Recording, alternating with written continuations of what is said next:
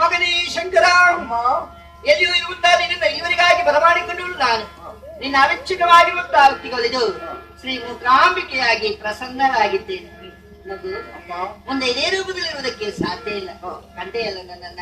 ಮುಂದೆ ನನ್ನ ಕಾಣುವಂತಹ ಪೂಜಿಸುವಂತಹ ಭಕ್ತಾದಿಗಳಿಗೋಸ್ಕರವಾಗಿ ನನ್ನಂತೆ ಇರುವ ಪಂಚಲೋಹದ ವಿಗ್ರಹವೊಂದನ್ನು ಮಾಡಿ ಜ್ಯೋತಿರ್ಲಿಂಗದ ಹಿಂಭಾಗದಲ್ಲಿ ಶ್ರೀ ಮೂಕಾಂಬಿಕೆ ಎನ್ನುವುದಾಗಿ ಪ್ರತಿಷ್ಠಾಪಿಸಿ ಭಕ್ತರು ಸಾಕಾರ ಪೂಜೆಯನ್ನು ಕೈಗೊಂಡರೆ ನೆನೆದವರ ಇಷ್ಟಾರ್ಥವನ್ನ ಈಡೇರಿಸುತ್ತೇನೆ.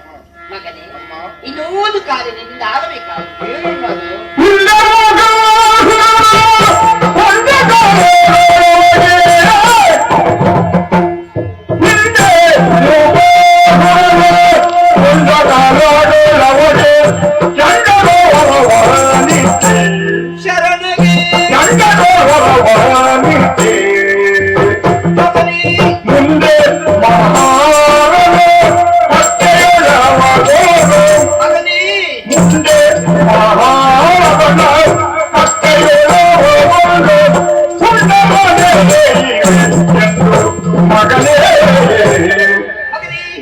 ಹಿಂದೂ ಕಾಲದಲ್ಲಿ ಕುಮಾರಸ್ವಾಮಿ ಮೂಕಾಸುರನಾಗಿ ಲೋಕ ಕಂಟಕನಾದ ಅವನ ಸಂಹಾರಕ್ಕೋಸ್ಕರವಾಗಿ ನಾನೇ ಪ್ರಯಾಣವನ್ನು ಬೆಳೆಸಿದೆ.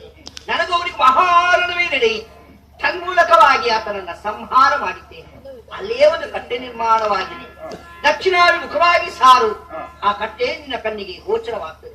ಅದುವೇ ಮಹಾರಣ ನಡೆದ ಸ್ಥಳ, ಮಹಾರಣ ಕಡೆ. ಅಲ್ಲಿ ಆತ ಬ್ರಹ್ಮಶಿಲೆಯಾಗಿ ಬಿದ್ದಿದ್ದಾರೆ. ಶರಣನ ಆಸೆಯನ್ನು ಈಡೇರಿಸಬೇಕಾಗಿದೆ. ಆ ಶಿಲೆಗೆ ಒಂದು ಕಲೆಯನ್ನು ಕೊಟ್ಟು ಶ್ರೀ ಬ್ರಹ್ಮಲಿಂಗೇಶ್ವರ ಎನ್ನುವ ಹಾಗೆ ಶ್ರೀ ಕ್ಷೇತ್ರ ಮಹಾರಣ ಕಟ್ಟೆಯಲ್ಲಿ ಆತನನ್ನ ಪ್ರತಿಷ್ಠಾಪಿಸಿ ಭಕ್ತರ ಭಕ್ತಿಯಿಂದ ಸಾಕಾರ ಪೂಜೆಯನ್ನು ಕೈಗೊಂಡರೆ ನೆನೆದವರ ಇಷ್ಟಾರ್ಥವನ್ನು ಏರಿಸಿ ಸುಖ ಸಂಪದವನ್ನು ಆತ ಅನುಗ್ರಹಿಸುತ್ತಾನೆ. ಸಂಪೂರ್ಣವಾದ ನನ್ನ ಅನುಗ್ರಹ ಉಂಟು. ಮಗನೇ, ಪ್ರತಿಷ್ಠಾಪಿಸಿದ ನಿನ್ನ ಕೀರ್ತಿ ಅಜರಾಮರವಾಗಿರಲಿ. ನಿನಗೆ ಸುಖವಾಗಿ, ನಿಮಗೆಲ್ಲ ಮಂಗಳವಾಗಲಿ. ಲೋಕ ಸಮಸ್ತ ಸುಖಿನೋ ಭವಂತು.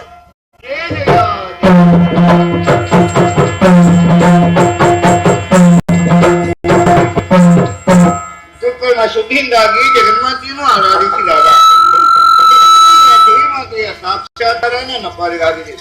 ಕಂಡೆಯಲ್ಲ ನನ್ನನ್ನು ನನ್ನಂತೆ ಸುಂದರವಾದ ರೂಪವನ್ನು ಲೋಹದಿಂದ ತಯಾರಿಸಿ ಮೂಕಾಂಬಿಕಾ ಎಂಬ ಹೆಸರಿನಿಂದ ಪ್ರತಿಷ್ಠಾಪಿತು ಎನ್ನುವುದಾಗಿ ಜಗನ್ಮಾತೆಯ ನಿರೂಪಣೆ.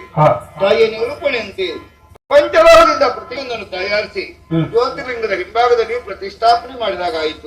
ಇನ್ನು ಮಾಡಬೇಕಾದಂತ ಕಾರ್ಯಗಳು ಮಾರುಕಟ್ಟೆಯಲ್ಲಿ ಬಹಳಷ್ಟಿದೆ. ಅಲ್ಲಿಗೆ ನನ್ನ ಪ್ರಯಾಣ.